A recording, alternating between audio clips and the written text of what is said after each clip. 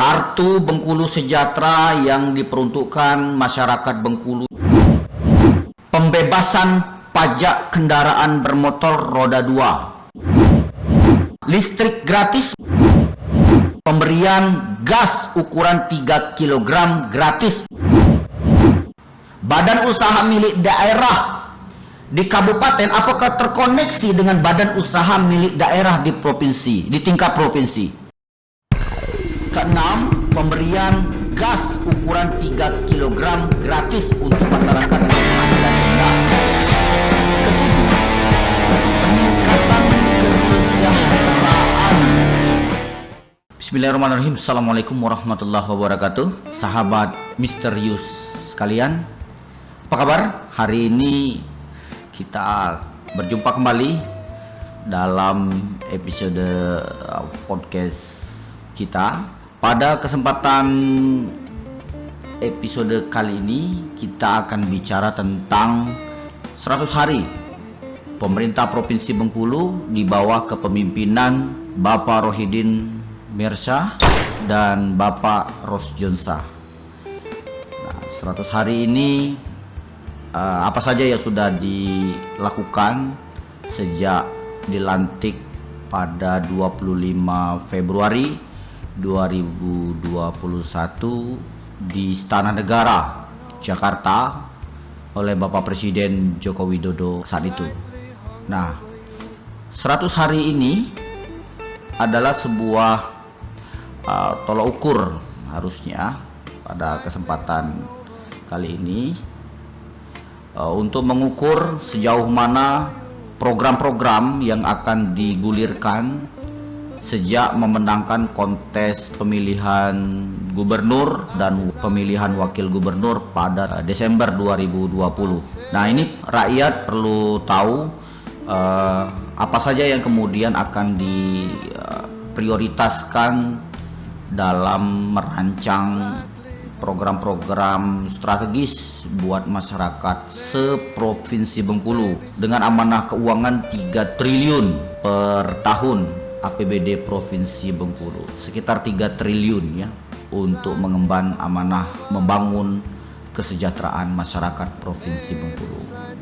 Nah, ini penting sehingga ketika kemudian kita bicara tentang progress report 100 hari ini, kita ingin lihat apa saja sebenarnya yang akan dibuat dan dirancang oleh pemerintah baru ini, pasangan baru ini kepada masyarakat Provinsi Bengkulu. Tapi sebelum jauh, istilah 100 hari ini perlu kita pahami bahwa argumen yang mendasari kebenaran tentang 100 hari pertama adalah bahwa eksekutif itu presiden, gubernur, bupati, wali kota cenderung paling efektif ketika pertama kali mengambil alih kekuasaan ketika langgam kepemimpinan mereka masih baru dan segar, ketika aura kemenangan masih kuat, ketika dampaknya terhadap legislatif biasanya mencapai puncaknya, dan ketika harapan konstituen mereka masih terngiang-ngiang di telinga pemimpin barunya. Nah, karena suasananya adalah euforia tentang semangat kemenangan.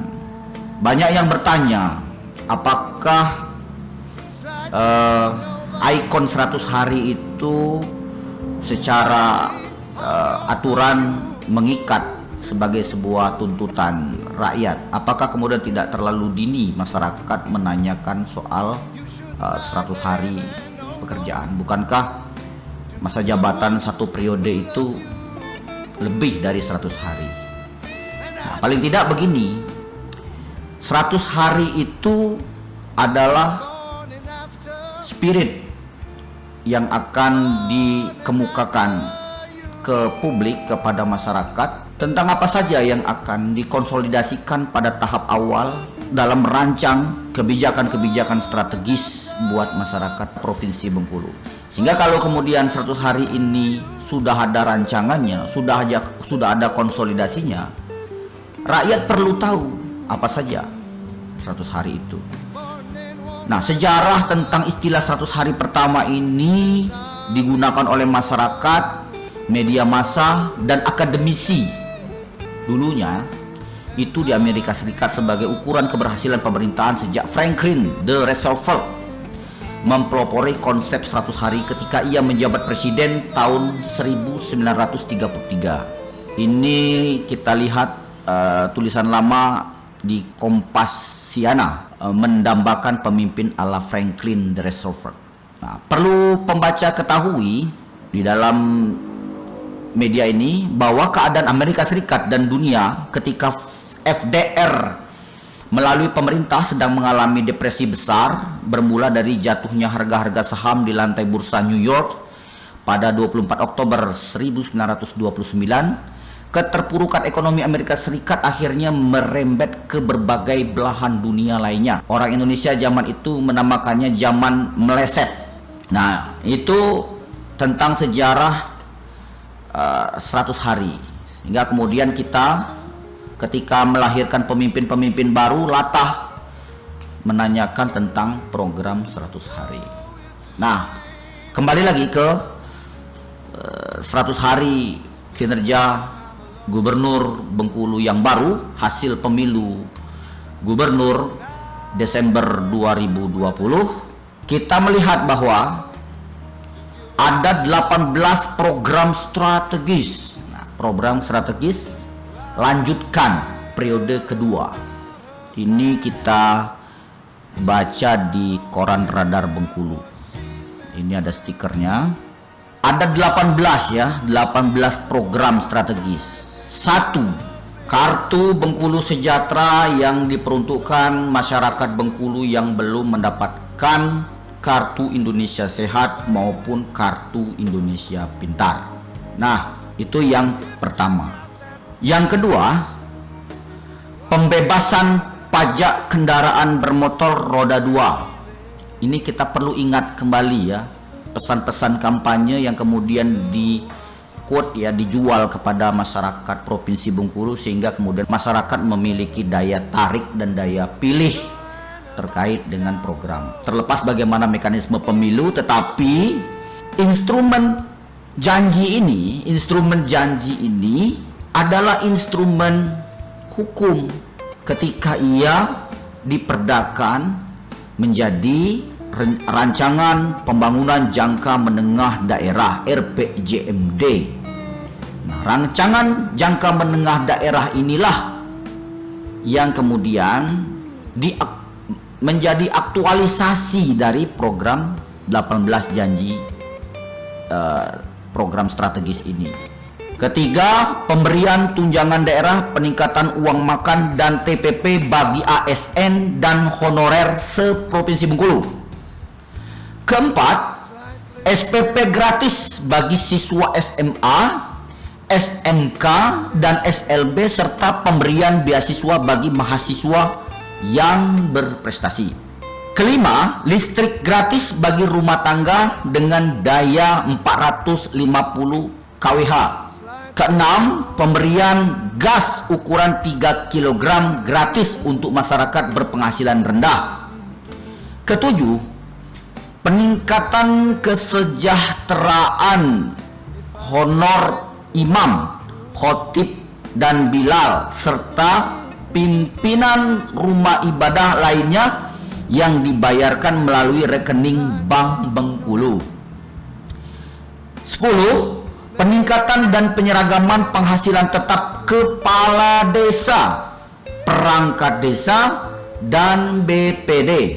11. Pengadaan alsintan gratis untuk petani berupa hand traktor, multivator, mesin air, pore thresher, dan hand sprayer. 12. Menjaga stabilitas dan peningkatan harga komoditas perkebunan terutama karet, kopi, dan sawit. 13. Membeli dan menampung hasil produk pertanian dengan harga yang layak pada saat panen berlimpah dan harga di pasar murah, dan membuat gudang di seluruh kabupaten kota se-Provinsi Bengkulu. 14. Menjamin ketersediaan pupuk bersubsidi untuk petani. 15. Penurunan status kawasan hutan menjadi hutan sosial kemasyarakatan dan hutan adat untuk para petani perkebunan di Provinsi Bengkulu. 16. Pemberian izin usaha membangun pelabuhan perikanan, pabrik es dan alat tangkap gratis. 17. Membangun kebebasan pers, perlindungan hukum dan peningkatan kompetensi wartawan. 18. Menjaga nilai-nilai budaya dan sejarah Bengkulu serta mengembangkan industri kreatif. Nah, sudah kita lihat bahwa 18 program strategis itu sudah disusun. Tentulah karena ini pernah disusun, pernah ditulis dan pernah ditawarkan, tentu produk 18 program strategis ini adalah 18 program strategis ini adalah program yang lulus uji kelayakan untuk ditawarkan menjadi produk kampanye politik. Sehingga kalau ini sudah menjadi produk kampanye politik, ketika menang menjadi produk hukum dan berlaku hukum di Provinsi Bengkulu. Karena ia berlaku hukum, dia ditetapkan di Perda RPJMD tahun 2021 ini. Bagaimana kita ketahui juga, sampai dengan hari ini produk Perda RPJMD itu belum disahkan oleh DPRD provinsi. Ya, artinya kalau sampai dengan setengah perjalanan tahun ini belum juga disahkan, maka 18 program janji kampanye ini belum bisa leading, belum bisa dijadikan acuan pembangunan. Dan sangat disayangkan, dalam kurun waktu 2021 dalam kurun waktu tahun 2021 ini, dalam kurun waktu tahun 2021 ini belum ada kebijakan politik pasangan gubernur dan pasangan wakil gubernur hasil pemilihan kepala daerah Desember 2020 yang dilantik tanggal 25 Februari itu yang dibiayai melalui APBD. Dan ini sangat disayangkan, padahal durasi waktu untuk masa jabatan ini tidak normal seperti biasanya, tidak 5 tahun, bahkan cuma 4 tahun. Jadi sudah terlambat 1 tahun tidak berjalan. Sehingga apa? Yang sedang dijalankan, praktek penyelenggaraan pemerintahan yang sedang dijalankan sekarang adalah produk RPJMD yang lama. Belum ada produk RPJMD yang baru ini menjadi produk hukum. Dan ini kita sayangkan, gitu kan?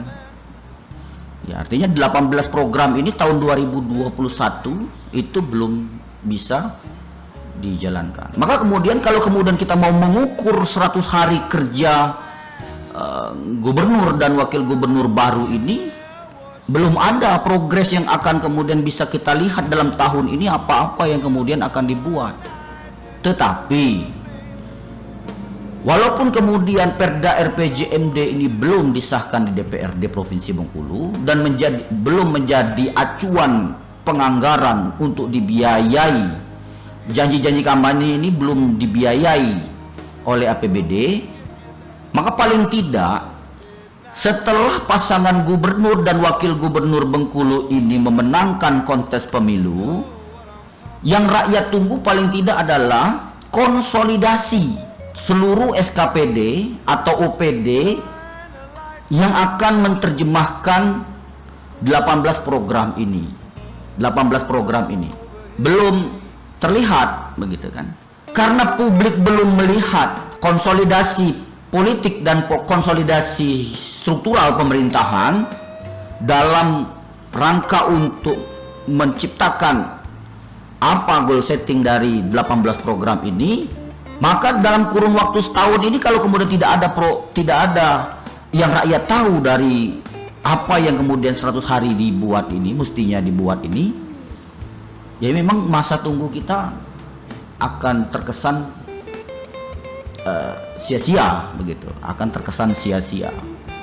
terkait dengan program 100 hari kerja pemerintah Provinsi Bengkulu yang baru, kita mengutip berita dari halaman website pemerintah Provinsi Bengkulu, di mana Kepala Dinas Kesehatan Provinsi Bengkulu, Herwan Antoni, berbicara mengenai Kartu Bengkulu Sejahtera yang diluncurkan sebagai program 100 hari Gubernur dan Wakil Gubernur pada Kamis 11 Maret 2021. Artinya, program 100 hari Gubernur dan Wakil Gubernur ini sudah dirancang. Artinya kalau kemudian masyarakat menagih soal 100 hari Gubernur dan Wakil Gubernur itu, maka tidak bisa mengelak begitu. Karena 100 hari ini pernah dijadikan sebuah luncuran program. Salah satu luncuran programnya adalah Kartu Bengkulu Sejahtera, di mana Kartu Bengkulu Sejahtera ini dimuat pada prioritas pertama dari 18 janji program strategis lanjutkan periode kedua. Program strategis yang kedua, pembebasan kendaraan bermotor. Nah, ini jadi pembahasan publik hari ini. Ketika redaksinya tertulis pembebasan pajak kendaraan bermotor roda 2, tetapi realisasi programnya hari ini yang ditunjukkan, walaupun kemudian ini belum menjadi produk hukum di daerah, tetapi action dari tindakan kebijakan ini bukanlah menuju kepada pembebasan pajak kendaraan bermotor roda 2, tetapi penghapusan denda pajak. Dan pemerintah Provinsi Bengkulu harus menjelaskan kepada publik soal konsep pembebasan pajak kendaraan bermotor. Karena redaksi ini tidak ada pilihan lain. Karena tawarannya adalah pembebasan pajak kendaraan bermotor roda 2, bukan yang lain. Nah, ketika kemudian terjadi perubahan, harus dijelaskan kepada publik bahwa tidak sesuai dengan maksud yang tertulis. Karena kalau kemudian ini tetap dilakukan, tetap menjadi kebijakan, ini akan menjadi pertanyaan besar kepada masyarakat.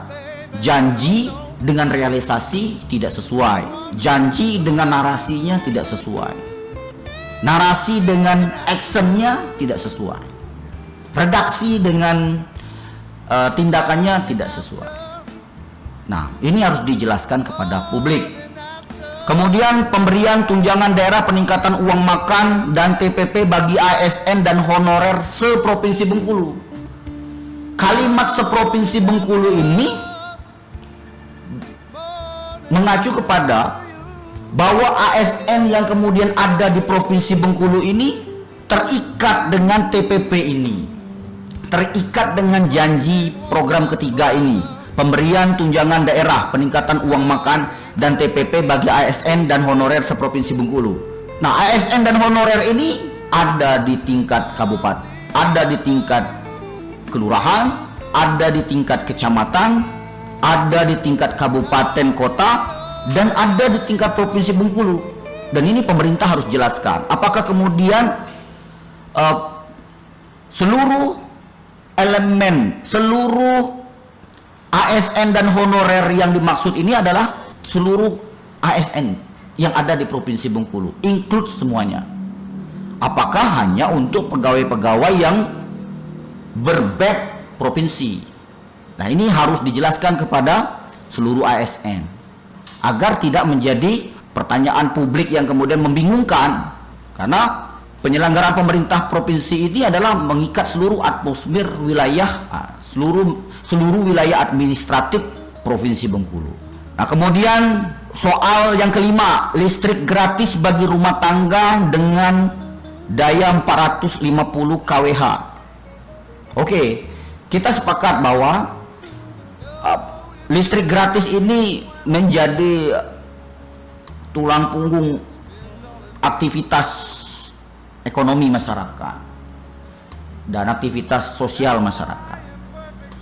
Tetapi permasalahan hari ini yang dihadapi bukan soal 450 kWh saja yang dihadapi Provinsi Bengkulu hari ini. Tetapi kita masih menemukan kabupaten-kabupaten, kecamatan-kecamatan di dalam kabupaten seprovinsi Bengkulu ini belum semuanya menikmati listrik 24 jam. Masih ada yang listriknya sering mati. Itu dulu yang kemudian harus diselesaikan oleh pemerintah Provinsi Bengkulu. Seperti misalnya di Kabupaten Bengkulu Tengah, Muko-Muko, kemudian sebagian wilayah di Seluma, Bengkulu Selatan, dan Kaur. Masih ada yang kemudian hari ini listriknya belum bisa dinikmati oleh masyarakat dalam kurun waktu 24 jam tanpa masalah.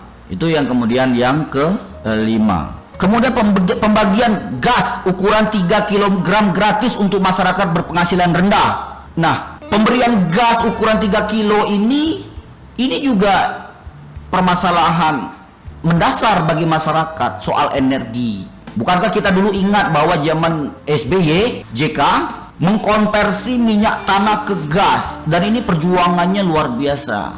Orang tidak bisa mengakses minyak tanah, kemudian ditawarkan gas 3 kilo. Nah, sekarang pemberian gas 3 kilo gratis ini harus dijelaskan juga kepada publik, tabungnya atau gasnya. Nah, untuk rumah masyarakat berpenghasilan rendah, nah ini harus juga dijelaskan rendahnya itu berapa. Dan kemudian SKPD yang akan mengambil leading persoalan ini juga akan diberikan sebuah SOP. Masyarakat berpenghasilan rendah itu siapa saja, bisa nanti dibantu oleh BPS. Nah, kalau kita melihat bahwa mungkin strateginya akan lebih baik begini. Pemerintah Provinsi Bengkulu akan memberikan gas kepada pasangan muda barangkali. Ya, itu jelas. Karena setiap hari ada saja pasangan muda yang kemudian menikah, yang kebutuhan energinya ditopang oleh pemerintah Provinsi Bengkulu. Ini mungkin sebatas program tawaran begitu kan, masukan kepada pemerintah Provinsi Bengkulu. Itu lebih jelas, karena berpenghasilan rendah itu kalau kemudian tidak diberikan range patokannya, semua akan mengakui begitu. Tidak ada yang kemudian akan terbatasi begitu, sehingga jumlahnya tanpa batas, membludak begitu. Nah, pemberian tabung gas ini hendaknya juga ditawarkan kepada pemerintah kabupaten kota, dan ini pemerintah provinsi mestinya bicara pada soal ketersediaan dan pasokan. Itu yang menjadi penting harusnya dilakukan oleh pemerintah Provinsi Bengkulu. Jangan kemudian gasnya sudah gratis tapi pasokannya terhambat. Kita masih melihat bahwa sering terjadi kelangkaan gas, termasuk juga BBM. 7. Peningkatan kesejahteraan bagi guru TK dan PAUD seprovinsi Bengkulu. Nah, kita belum lihat apakah kemudian Bunda PAUD sudah membuat database TK-TK baik yang baru, menengah, maupun yang kemudian sudah profesional mengelola sekolah TK dan PAUD, sehingga kemudian program ini menjadi lebih terarah dan terukur. Kemudian pembangunan stadion mini di setiap kecamatan sewilayah Provinsi Bengkulu.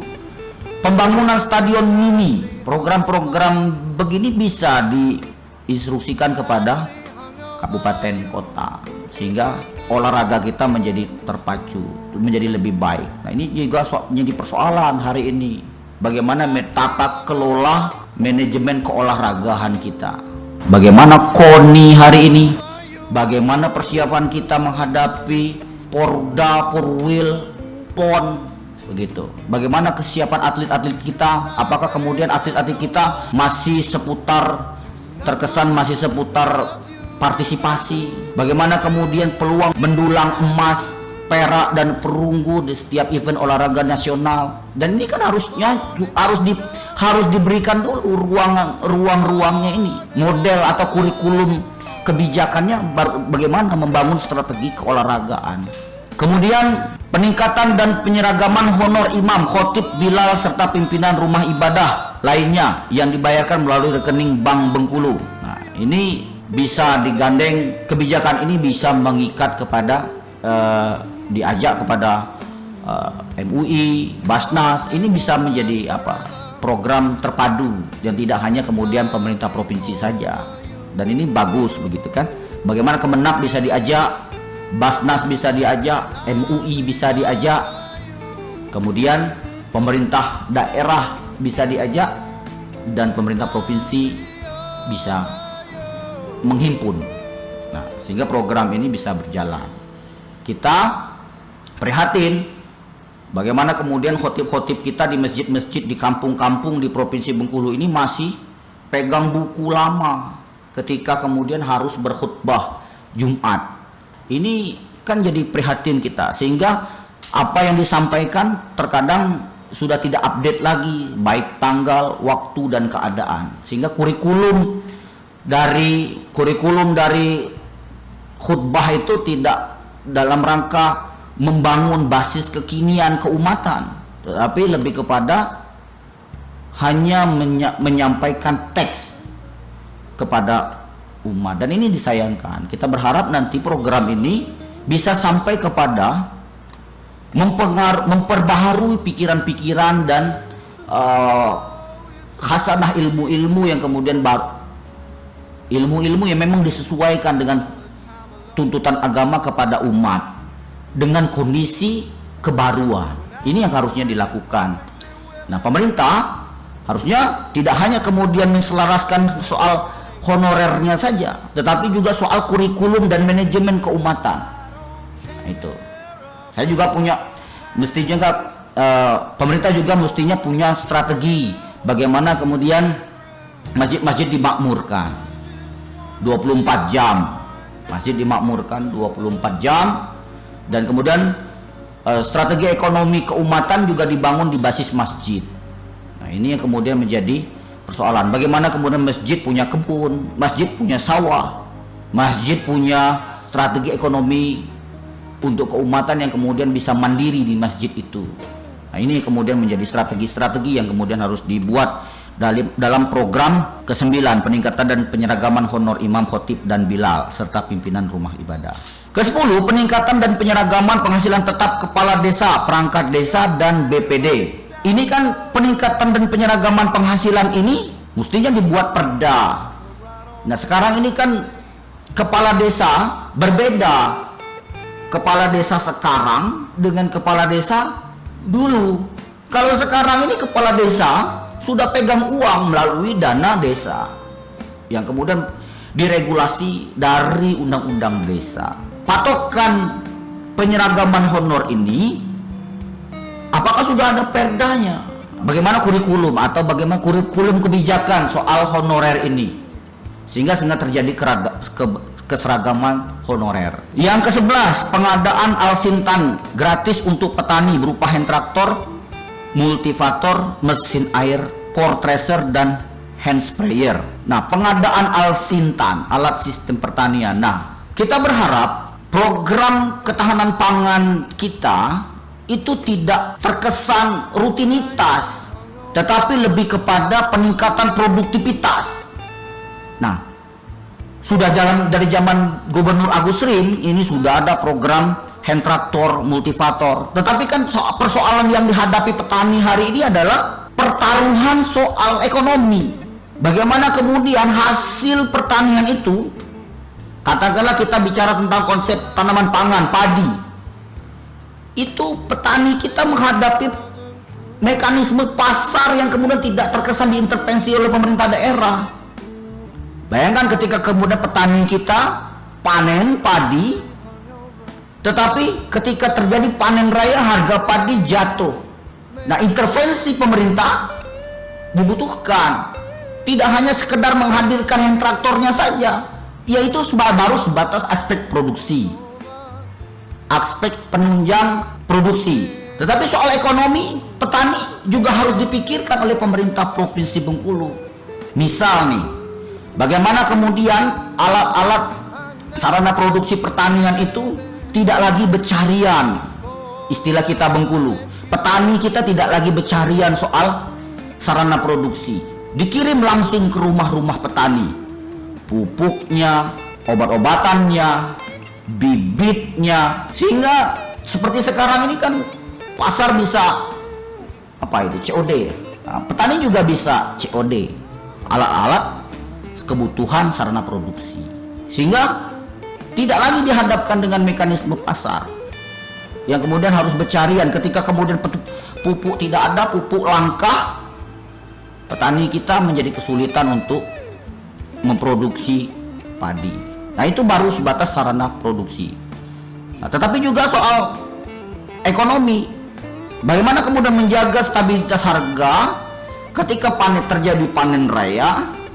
Petani kita tetap punya ruang untuk sejahtera. Hasil riset ya, hasil riset petani kita itu ternyata dalam pengelolaan padi sawah itu punya kemampuan 1 hektar itu 14 sampai 15 ton. Nah, sekarang pemerintah harus menggiring kebijakan itu untuk mencapai produktivitas tinggi 14 sampai 15 ton. Kalau panen rata-rata kita 7 sampai 8 ton, maka kalau ada petani kita yang mampu 9 ton diberi reward, mampu 10 ton diberi reward, mampu 11 ton diberi reward, sehingga petani kita menjadi petani yang kemudian punya produktivitas tinggi. Kita salut kepada petani kita hari ini. Bagaimana kemudian petani kita itu ketika kemudian harga tidak berpihak kepada mereka, musim tanam yang akan datang, musim tanam berikutnya masih tetap akan bertani, masih tetap akan bersawah gitu. Ini yang kemudian menjadi strategi yang bisa dilakukan oleh pemerintah provinsi ke depan. Menjaga stabilitas, yang ke-12, menjaga stabilitas dan peningkatan harga komoditas perkebunan, terutama karet, kopi, dan sawit. Nah, formulasi menjaga stabilitas dan peningkatan harga ini apa yang dilakukan? Mestinya dibuat pabrik-pabrik, misalnya pabrik ban itu bisa dihadirkan di Bengkulu, sehingga karet kita bisa diolah di Bengkulu, sehingga ada tinggal ada nilai tambah atau nilai jual yang tinggi dari hasil perkebunan itu. Sawit juga demikian, kita banyak kebun sawit, tapi produksi kita baru sebatas CPO, belum ke minyak, belum ke sabun, belum ke turunan-turunan sawit yang lain yang kemudian ketika kemudian itu dimunculkan akan memicu pertumbuhan ekonomi dan pengangguran bisa dientaskan. Kemudian membeli, menampung hasil produk pertanian dengan harga yang layak pada saat panen berlimpah dan harga pasar murah, dan membuat gudang di seluruh kabupaten kota se-Provinsi Bengkulu. Nah, ini bersinggungan dengan program ke-11 tadi. Program ke-13 ini adalah singgungan langkah selanjutnya. Nah, tetapi kan dalam membeli dan menampung hasil produksi pertanian ini, instrumen yang dilakukan oleh pemerintah provinsi mesti harus dijelaskan kepada publik, kepada masyarakat. Sekarang kita sudah menggalakkan UMKM, badan usaha milik desa. Tapi persoalannya, apakah UMKM dengan badan usaha milik desa ini terkoneksi? Badan usaha milik daerah di kabupaten apakah terkoneksi dengan badan usaha milik daerah di provinsi, di tingkat provinsi? Apakah badan usaha milik daerah di tingkat provinsi ini terkoneksi dengan BUMN? Nah, konektivitas kelembagaan bisnis milik daerah ini menjadi penting ketika kemudian pemerintah akan meregulasi kebijakan soal membeli dan menampung hasil produk pertanian. Itu. Kemudian menjamin ketersediaan pupuk bersubsidi untuk petani. Pupuk hari ini tetap disubsidi, masih ada pupuk subsidi, tetapi proses distribusi yang menjadi persoalan, di mana pada saat petani akan membutuhkan pupuk langka. Ini masih terjadi di Provinsi Bengkulu. Nah, mestinya kelompok-kelompok pertanian, kelompok-kelompok petani yang sudah dibina oleh pemerintah, kelompok-kelompok petani yang sudah dibina oleh pemerintah itu hari ini bisa di daftar list, dibuat big data begitu, sehingga proses pendistribusian pupuk ini tidak diserahkan ke mekanisme pasar umum, tetapi program-program pemerintah itu sudah pada tahap pemutakhiran data dan pemutakhiran sistem distribusi pupuk. Karena kalau kemudian distribusi pupuk ditaruh di gudang, di KUD, sekarang bagaimana pemerintah dari pabrik langsung ke petani? Nah, itu baru jos. Kalau kemudian pemerintah melakukan kebijakan yang seperti ini, langsung dikirim melalui paket-paket jasa-jasa paket pengiriman, sehingga langsung ke rumah-rumah petani, sehingga petani ketika akan masuk musim tanam, pupuk itu sudah tersedia di rumah petani, sehingga petani tidak disibukkan mencari pupuk. Nah, itu karena hari ini juga proses distribusi pupuk di subsidi kita juga menjadi persoalan hari ini. Nah, kita tidak bisa memungkiri bahwa terjadi kesalahan distribusi di bawah, level bawah terkait dengan pupuk subsidi ini banyak sekali. Bagaimana kemudian pertarungan kebutuhan pupuk kita ini hari ini harus dihitung oleh pemerintah Provinsi Bengkulu. Kebutuhan pupuk untuk tanaman sawit dan kebutuhan pupuk untuk tanaman pangan. Bagaimana distribusinya? Bagaimana pencapaiannya sampai kepada petani? Kemudian program ke-15, penurunan status kawasan hutan menjadi hutan sosial kemasyarakatan dan hutan adat untuk para petani perkebun di Provinsi Bengkulu. Nah, dihadapi hari ini kondisi hutan kita hari ini. Beberapa taman nasional wilayah di Provinsi Bengkulu ada, kemudian beberapa kawasan-kawasan terbatas hari ini juga ada di Provinsi Bengkulu, kawasan hutan terbatas. Bagaimana kemudian persoalan kehutanan ini dibuat kebijakan strategi pemerintah Provinsi Bengkulu dalam mengelola kawasan hutan kita. Karena kemudian hari ini kita melihat bahwa kawasan hutan kita banyak yang kemudian menjadi daerah kawasan tambang. Bagaimana berapa lama lagi kemudian sehingga kemudian menjadi hutanisasi lagi dan kemudian bisa diserahkan kepada masyarakat. Bagaimana proses reklamasi lahan pasca tambang atau yang kemudian tidak produktif lagi untuk kemudian ditambang yang kemudian sudah dilakukan reklamasi. Dan ini kan menjadi persoalan-persoalan kehutanan kita yang dihadapi Provinsi Bengkulu hari ini. Kemudian 16, pemberian izin usaha membangun pelabuhan perikanan, pabrik es dan alat tangkap gratis. Nah, ini penting karena memang dari 10 kabupaten kota yang ada di Provinsi Bengkulu, 7 wilayah daerah otonom kita menghadap laut. Dan ini strategi kita soal pengelolaan kawasan pantai dan kawasan laut perlu dioptimalkan. Pengelolaan kawasan zona ekonomi eksklusif kita, apakah kemudian nelayan kita sudah digiring kepada peningkatan kepahaman zona ekonomi eksklusif, kepahaman kepada zona ekonomi eksklusif. Ini yang kemudian menjadi persoalan-persoalan kita saat ini. Nah, kemudian membangun ke-17, membangun kebebasan pers, perlindungan hukum dan peningkatan kompetensi wartawan. Nah, kita berharap kebebasan pers ini menjadi sebuah pokok sehingga kemudian distribusi informasi kepada masyarakat menjadi semakin objektif begitu. Kemudian tidak dibumbui oleh bumbu-bumbu yang kemudian terkesan barangkali intimidatif, barangkali kemudian kepada wartawan. Nah, itu kita tidak mau begitu.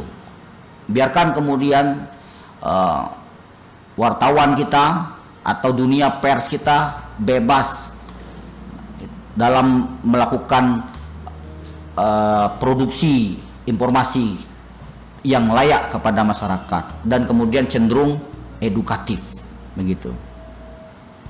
Kemudian menjaga nilai-nilai budaya dan sejarah Bengkulu serta mengembangkan industri kreatif. Nah, ini ke-18. Nah, nilai-nilai budaya kita hari ini dihadapkan pada persoalan-persoalan teknologi, terutama teknologi informasi. Bagaimana kemudian teknologi informasi hari ini begitu sangat gencarnya, dan hari ini juga mengancam local wisdom, ya, kearifan lokal kebudayaan kita di Bengkulu. Bahasa barangkali terjadi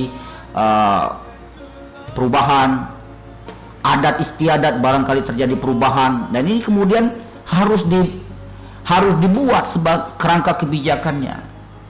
Bagaimana kemudian pemerintah Provinsi Bengkulu melakukan kebijakan-kebijakan yang dalam rangka melindungi budaya dan melindungi sejarah Bengkulu. Kita hari ini Benteng Malabro itu kan aset penjajah. Sebagaimana dulu benteng itu pernah mendapat izin dari Raja Selebar. Tapi persoalannya hari ini justru bentengnya yang kemudian masih ada. Yang memberi izin Raja Selebar, kerajaannya di mana hari ini? Ya kita tidak tahu. Pemuda-pemuda kita tidak begitu memahami di mana kerajaan Selebar saat sekarang ini. Di mana tapaknya? Di mana makam Raja Selebar itu? Nah, ini sejarah-sejarah lokal begini harusnya lebih dikedepankan oleh pemerintah Provinsi Bengkulu. Nah, itu 18 program strategis lanjutkan periode kedua dalam sesi podcast kita hari ini.